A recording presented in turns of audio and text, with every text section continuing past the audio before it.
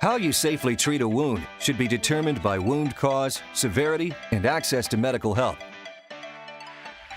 It's important to know when to leave a wound open. Animal bites, crushing injuries, and deep punctures are all at high risk for infection. So in these cases, packing the wound with gauze instead of closing may be a better choice. ZipStitch may be used on minor cuts and lacerations. Clean your hands with soap and water or antiseptic wipes. Control bleeding by applying firm, direct pressure to the wound. Bleeding must be controlled before the wound can be treated. Next, clean the wound to prevent infection. Remove any large fragments of foreign debris from the wound and irrigate the wound thoroughly with water to flush out any remaining debris from inside the wound.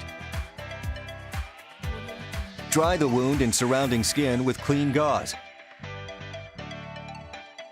If a ZipStitch is used, the skin surrounding the wound must be completely clean and dry in order for the adhesive to stick well. Place ZipStitch over wound, pressing the adhesive firmly on both sides of the wound.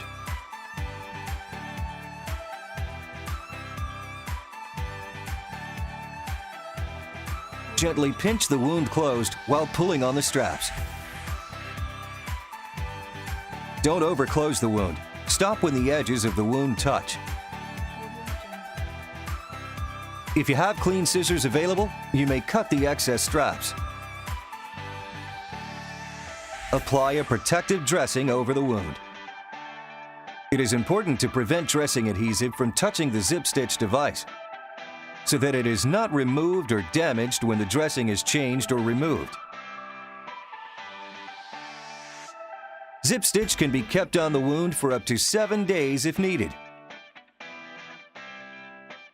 When you can't stitch it, zip it.